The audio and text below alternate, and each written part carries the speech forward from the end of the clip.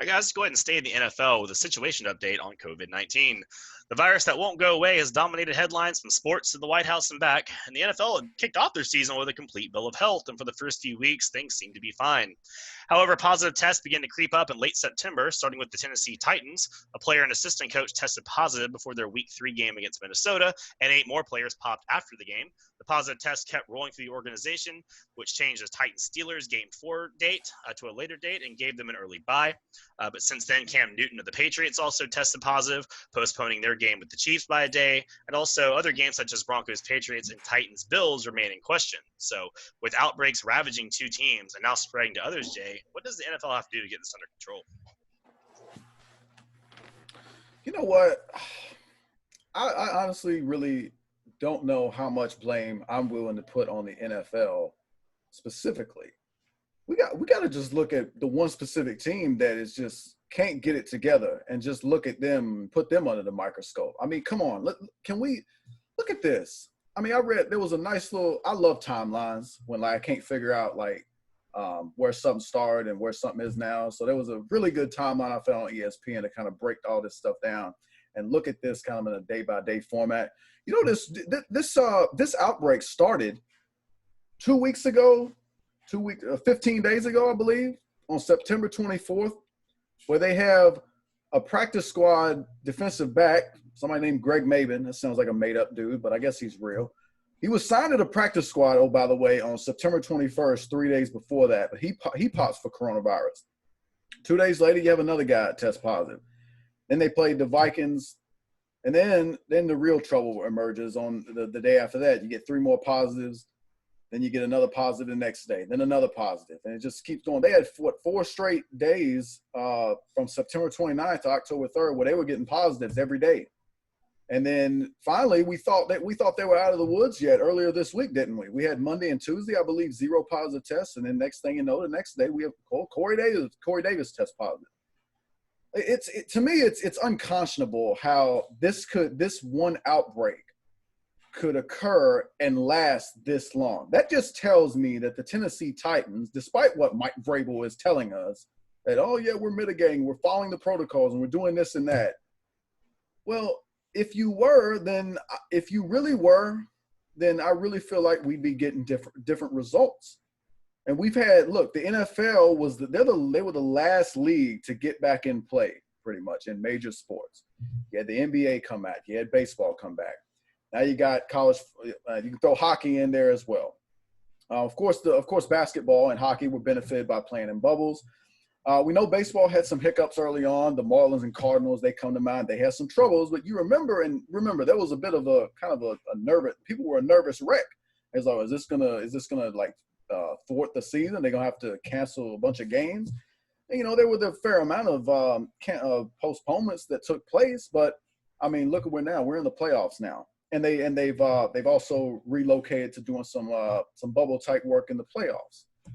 Well, the NFL they had the opportunity to look at every other league and kind of gather best practices, look at what works, look at what doesn't work, and make the best decisions that they could. And it seems like for the most part, no other team has had an outbreak. We've had positives here and there, but much like for the whole country in the big picture, I don't remember when the goal was to not ever have a positive test. You're going to have some positives. It's a virus. You can't see it, you can't smell it, you can't hear it, you can't taste it, and I guess you can feel it when you get it and get some symptoms, but even then it's too late. You can't really do anything about it except try the best prevention available. And that's what I don't believe the Tennessee Titans are doing that.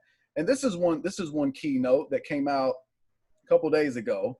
You had reports that said on September 30th, the Titans were having a workout away from the facility, which I believe was in violation of NFL rules because the team facility was shut down. That means we're not doing anything. We got to wait till we get all these tests back to make sure everybody is clear to resume activities.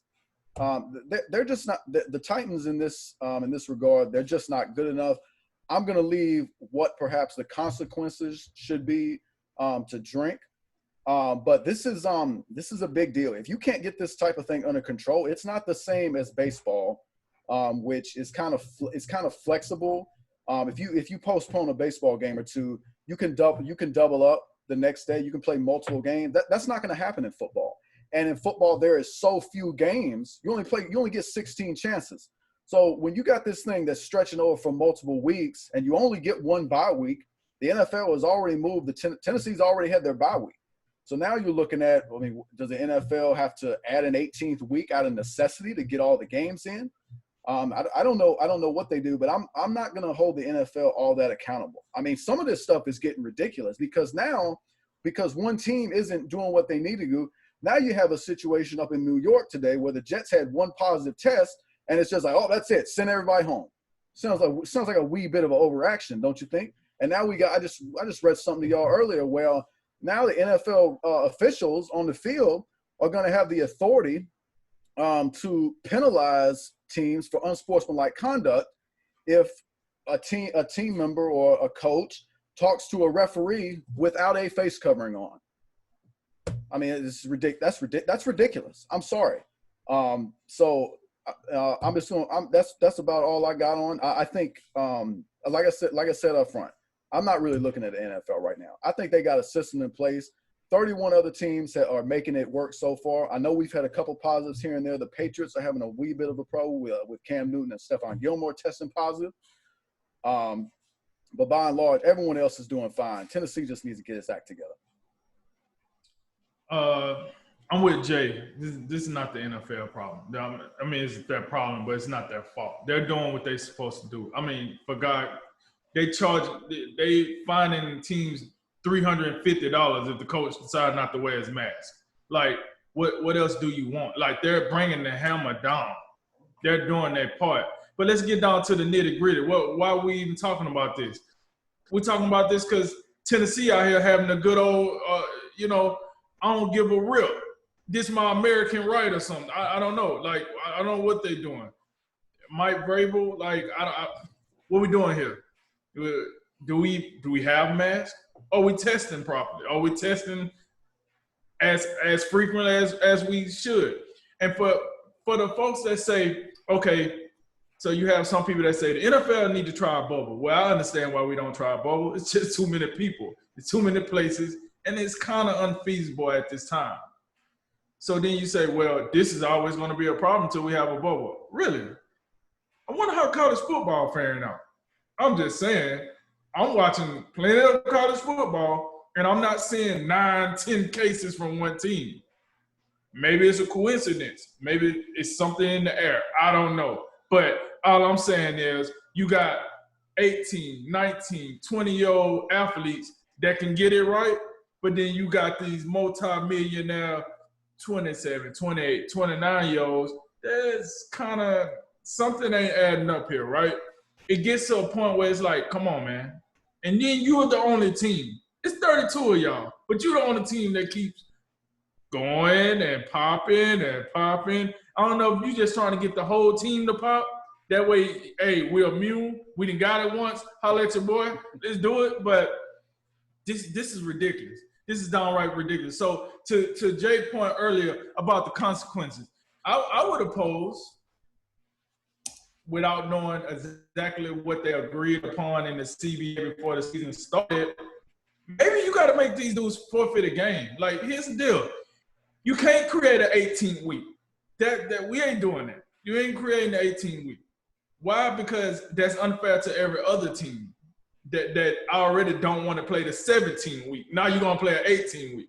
We can't do it. Secondly, if it's one rotten apple, the rest of them don't want to get, be looked at as rotten as well when they're doing what they're supposed to do. Okay, you have a Cam Newton, you have a Stephon Gilmore, you have a so-and-so. Okay, fine, who cares? It's going to happen. It's a virus that you can't see coming. So it happens. But when a team, one singular team, 9 pops in one sitting, and then they keep it going, and then like Jay said, they don't supposed to be practicing, but they're doing it anyway. At some point, this becomes a slap in everybody's face, right? Like, well, you just don't give a rip at this point, right? Also, let's think about the other teams that their actions affect. Those teams they supposed to play.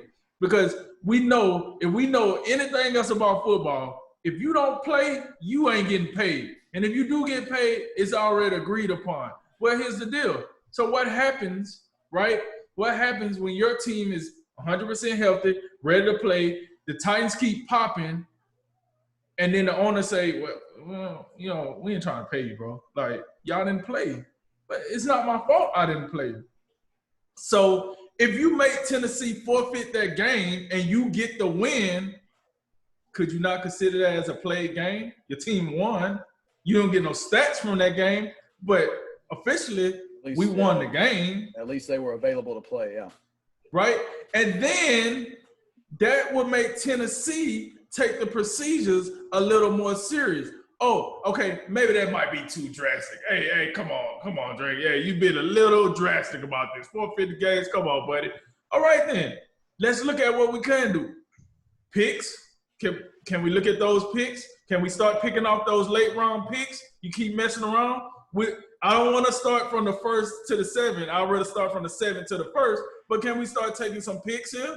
Can we, like, you're already finding people, so I don't want to hear, hey, well, let's just find them. You're already finding people.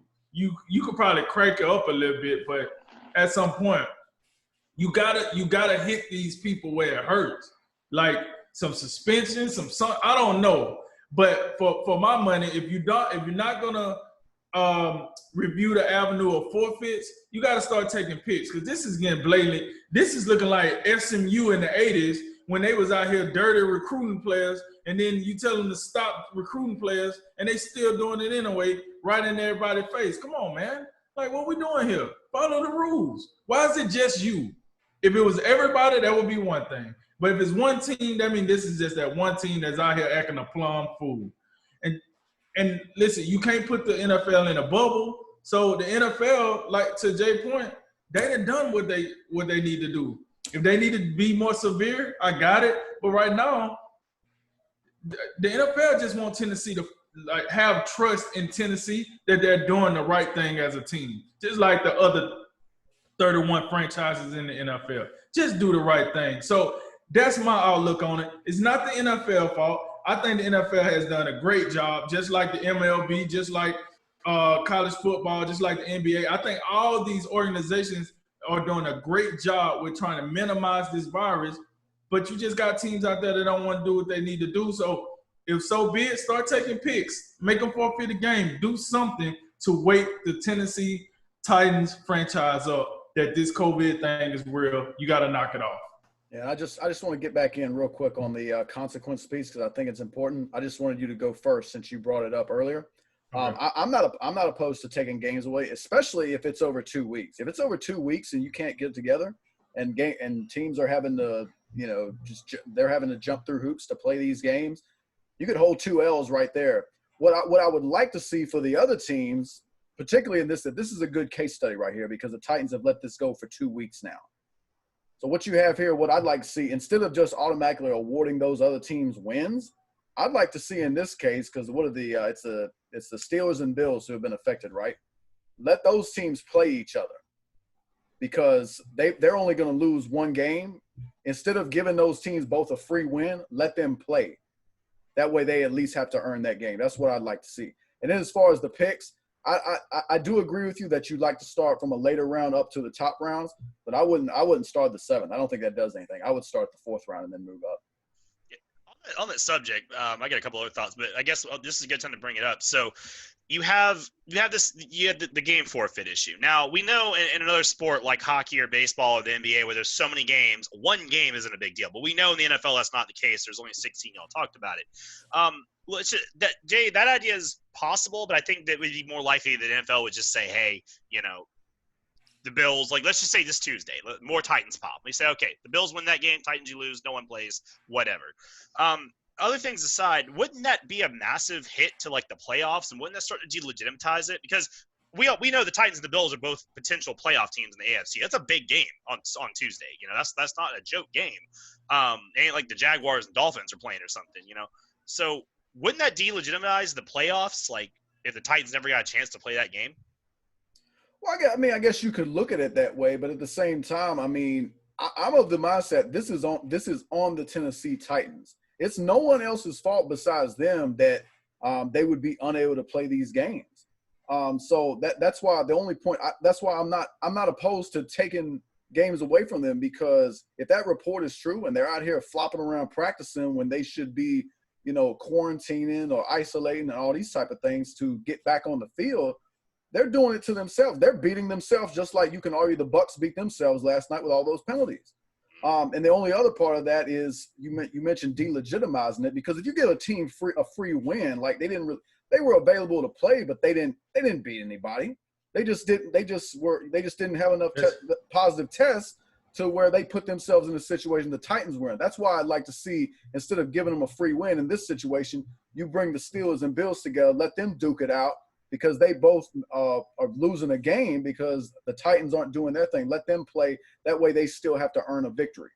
But that's the definition of forfeit. Like that's the whole point of a forfeit. Like, you don't supposed to play the game. If you don't follow the rules like the rules were set, you forfeit. So you show up to a basketball game and you only have 4 players available.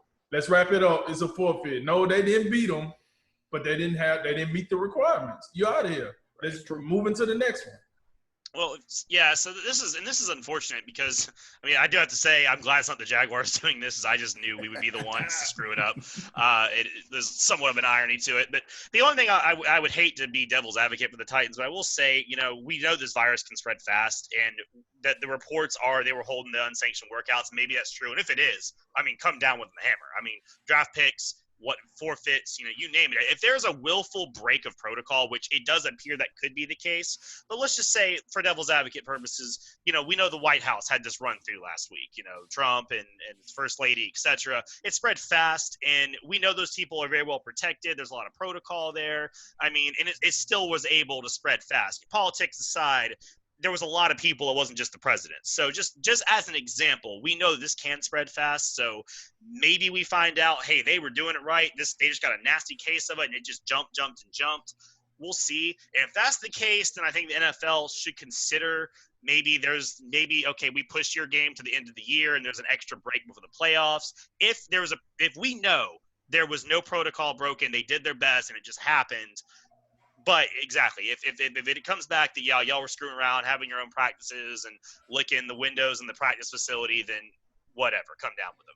And I think the one thing the NFL could consider, a true bubble isn't going to – an NBA bubble is not going to work. You can't put 2,500, 3,000 people in a giant bubble with 32 practice fields, right? It's not going to happen. But the cities could go to their own bubbles, as in each city, you rent a hotel, your city that's near your practice facility and your team stadium, and you live there. And the only time you leave it is when you're on a plane to go to the other bubble. And that's all you do. You have 32 little bubbles. Now, the teams are not going to like it, but if the NFL keeps having this happen, they want to salvage this season, that might be one way they have to go about it. Because other than that, it's just going to have to be a week-to-week thing, and they're already dancing hard just trying to make this work. And we know this house of cards is already rickety, and if 1 or 2 more pops or 1 or 2 more outbreaks, it all collapses. You can't just keep moving games. This isn't baseball or some other teams with more flexibility. It's got to get done. So we'll see.